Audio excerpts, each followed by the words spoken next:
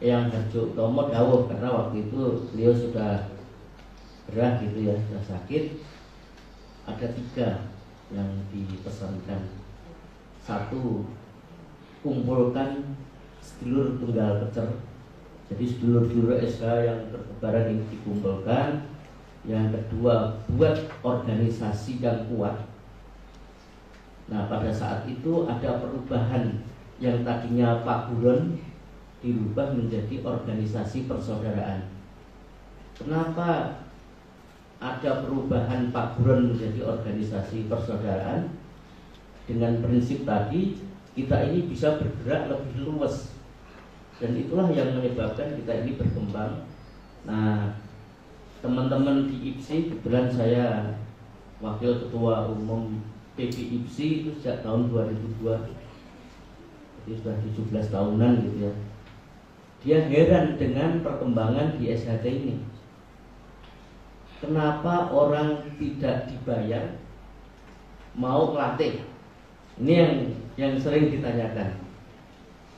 Ya saya bilang, ya SHT ini kan ilmunya sakti deh. Jadi tadi prinsip tadi, kita ini pengen menjadi orang baik.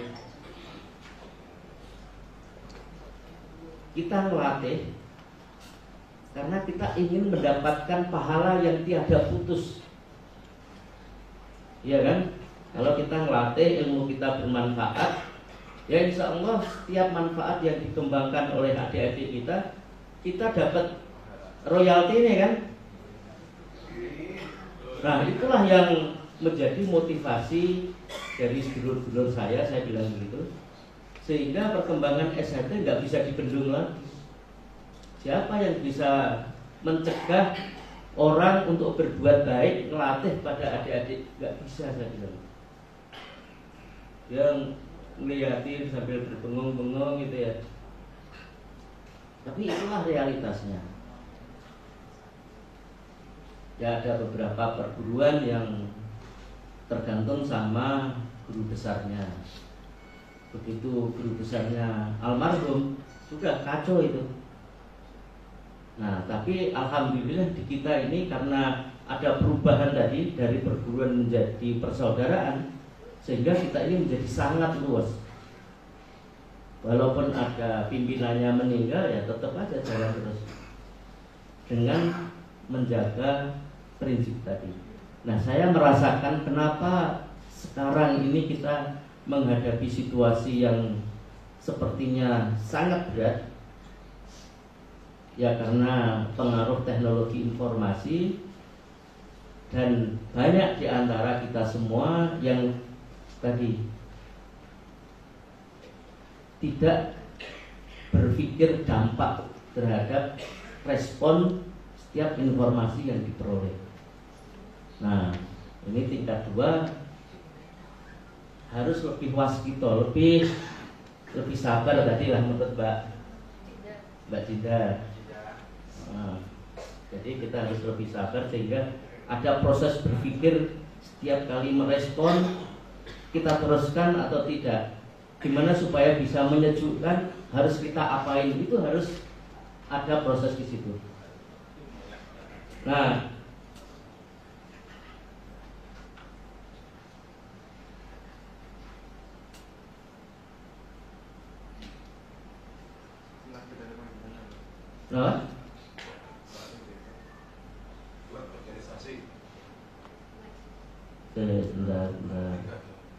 Nah, sekarang ini kan muncul yang namanya, sekarang kita ini sudah alhamdulillah berkat doa dulur-dulur semua, kita bikin badan hukum baru. Setelah kita berhasil menggugat Menteri Hukum dan HAM. Kenapa kita menggugat Menteri Hukum dan HAM? Karena keputusan Menteri itu ternyata cacat hukum. Jadi ada salah melanggar undang-undang ormas. Kenapa kita harus menggugat? Karena bermunculan organisasi-organisasi yang punya ADART sendiri, tapi tetap menggunakan lambang dan nama logo yang sama dengan kita. Kalau ini tidak dibubarkan, organisasi yang belasan ini kalau mereka nanti besar masing-masing, kita pasti akan ribut. Karena ini ibaratnya kayak negara di dalam negara. Jadi ada perkumpulan PSHT, Trenggalek, Bojonegoro, macam-macam lah banyak. Kami konsultasi ke Majelis Luhur, Mas ini bahaya. Kalau nggak disikapi ya sudah diatasi. Nah, gimana ngatasi? Kami konsultasi lah dengan teman-teman di Kumham. Alhamdulillah itu berhasil. Nah, setelah Tun memutuskan sampai ke tingkat kasasi dan badan hukum yang lain-lain ini harus dicabut, dan alhamdulillah kita berhasil melanjutkannya. Nah, terus Mbak. Nah ini Mas Imam pernah dawuh, Mas Imam, Mas Maji pernah dawuh kepada kita bahwa PSHT ini sebetulnya tidak perlu berbadan hukum pada saat itu. Ini hanya mungkin PSHT tidak berbadan hukum kalau seluruh warga PSHT bisa ngugemi syarat tadi, prinsip-prinsip persaudaraan, yaitu saling menyayangi, saling menghormati, saling bertanggung jawab. Tapi kan nyatanya ini nggak bisa. Contohnya yang paling sederhana, dan itu kita alami semua, begitu perapatan luhur selesai, banyak yang ingkar kan. Padahal kalau menurut bahasanya Mas Agus Susilo, yang namanya parapatan luhur itu merupakan kesepakatan yang mengikat seluruh warga PSHT, tidak hanya mengikat pengurus cabang yang datang saja, tapi mengikat seluruh warga PSHT. Fakta sukses panda. Ini bahasa planetnya gitu. Jadi keputusan Majelis Luhur, keputusan Mubes itu mengikat seluruh warga PSHT. Karena salah persepsi di dalam menerjemahkan soal pemilihan ketua umum, dianggapnya kayak partai politik, model voting, siapa yang suaranya paling banyak itulah yang menang. Padahal organisasi kita tidak menganut voting. Sebab kalau menganut voting, pada saatnya nanti siapa yang datang dan ada pemilik modal yang kuat dengan bayarin, itu bisa dibawa kemana-mana organisasi kita. Paling tidak untuk kepentingan politik. Nah, itu yang harus kita hindari. Jadi PSHT tetap akan berpegang pada prinsip persaudaraan. Jadi tidak ada money politics di dalam proses pemilihan ketua. Terus terang, saya sama sekali tidak berminat untuk menjadi ketua umum. Mau menghindar, tapi karena dikasih amanah, kita sudah berusaha untuk gembosin, ya tetap saja ya sudah. Apapun risikonya harus kita hadapi sampai tuntas. Pakai jurus 36 kan gitu.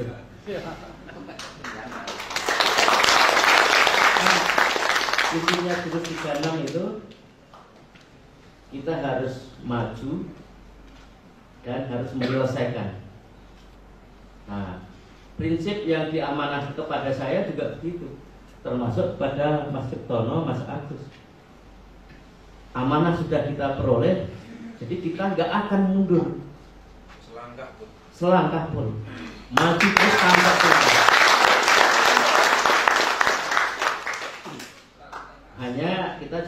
sampaikan, karena ini organisasi, kita nggak boleh menang-menangan walaupun sudah punya badan hukum. Kami tegaskan kepada sedulur-sedulur yang waktu di Jogja datang, badan hukum yang kita peroleh ini tidak boleh untuk mengintimidasi siapapun. Siap. Siap. Siap. Kita juga dalam proses mengambil alih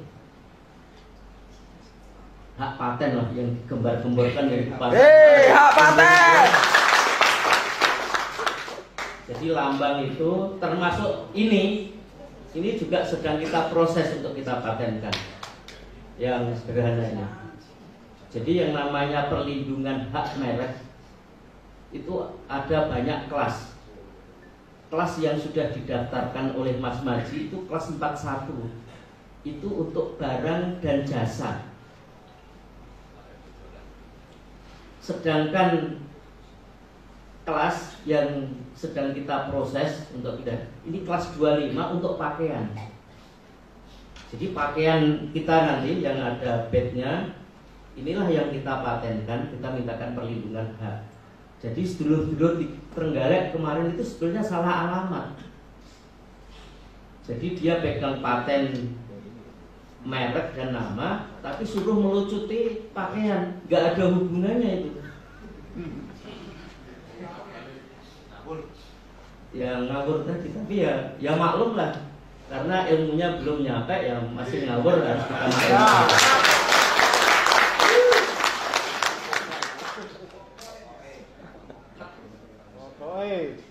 Terus yang kedua yang menyedihkan kita semua terhadap tadi prinsip pelanggaran terhadap prinsip ADART itu upaya kudeta 21 September. Ini peristiwa yang menyedihkan kita semua. Tapi itu sudah berjalan.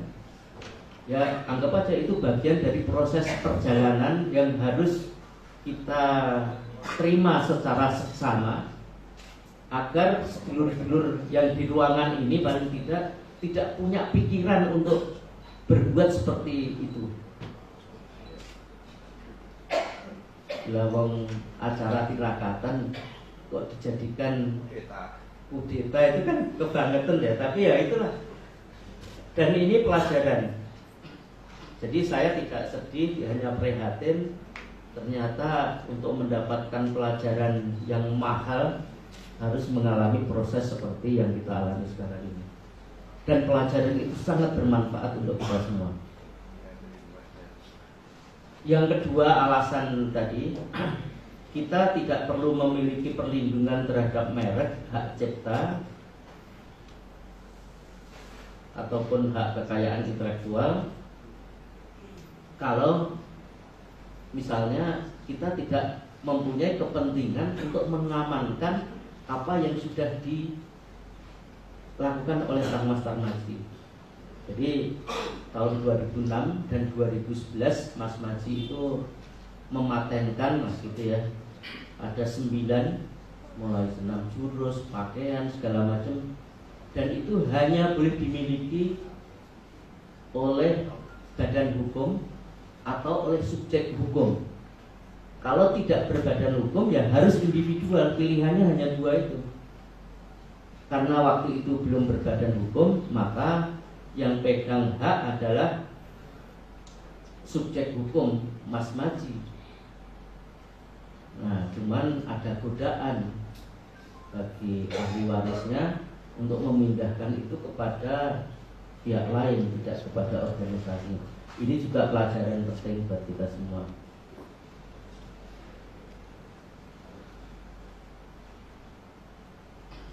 Nah, terus Mbak, satu lagi ini yang pengen saya sampaikan kepada teman-teman. Nah, kenapa kita memilih untuk berbadan hukum? Satu, untuk menghindari godaan kepemilikan hak. Godaan itu sudah muncul ada. Bahkan akibat godaan itu dari Mas Is ke Mas Murjoko, Mas Murjoko kepada ketua cabang dengan gagah beraninya menyerbu sedulur yang nggak sepaham. Ini juga pelajaran buat kita. Tapi kita nggak boleh sekali lagi melakukan hal yang seperti itu. Yang kedua, pengelolaan PSHT tidak dapat dicampur adukkan dengan pengelolaan yayasan. Nah, organisasi kita sekarang ini masih ada potensi untuk campur aduk antara yayasan dan organisasi. Ini PR buat kita semua agar ke depan saya mengharapkan tahun 2021 itu ada Parlo. Nah, kita jauh-jauh hari akan menyiapkan penyempurnaan ADART supaya potensi-potensi konflik akibat kesalahpahaman kita dalam mengelola organisasi ini bisa kita minimalkan. Yang ketiga, untuk mendapatkan kepastian hukum dalam melaksanakan program kerja. Jadi kita ini banyak agenda yang harus kita lakukan bersama. Nanti di buku putih nanti bisa, nggak tahu. Yang pasti kita punya Renstra. Jadi saya mengharapkan semua calon tingkat 2 yang tugasnya akan ngomong nanti ini bisa membaca Renstra apa yang harus dilakukan, termasuk harus interaksi dengan Forkombinda. Kita akan lebih gagah kalau punya badan hukum, termasuk untuk mendapatkan bantuan dari pemerintah daerah dan lain-lain. Dan di dalam badan hukum yang kita miliki ini, kita sudah boleh melakukan aktivitas usaha. Jadi kita punya yang namanya nomor induk berusaha. Jadi badan hukum kita ini sudah bisa berlaku sebagai entitas usaha. Jadi kalau nanti sedulur-sedulur sepakat untuk belajar bisnis ayam ke Mbak Ika, udah kita rame-rame iuran bagi hasil, itu sudah boleh. Ya Mbak Ika nanti diajarin ya sedulur-sedulur nih untuk bisnis ayam. Jadi kan semua di daerah punya potensi ekonomi. Nah, cita-cita kami, Mas Detono, Mas Agus, itu setiap potensi ekonomi itu bisa kita gunakan untuk meningkatkan kesejahteraan warga. Jadi kita tidak hanya berbicara soal pasduluran saja, tapi pusduluran yang produktif. Agar apa? Seluruh warga PSHT hidupnya lebih layak, bisa saling membantu karena kita mempunyai potensi yang sangat beragam. Nah, ini koperasi terus berusaha untuk menghasilkan nilai tambah ekonomi untuk meningkatkan kesejahteraan kita semua. Nah, keempat itu mempersatukan kembali berbagai faksi tadi yang keluar. Dan yang terakhir adalah memudahkan koordinasi kerjasama kita dengan berbagai pihak. Itu pengantar dari saya. Untuk selanjutnya saya minta Mas Cetono, Mas Agus memperkaya sedulur-sedulur saya yang hadir pada siang hari ini. Mudah-mudahan keberadaan sedulur-sedulur saya ini bisa memacu proses kita bersama untuk mewujudkan persaudaraan yang produktif, persaudaraan yang memberi manfaat bagi kehidupan kita bersama, agar kita bisa kembali dengan husnul khotimah dengan cara yang baik. Terima kasih, kurang lebihnya mohon maaf.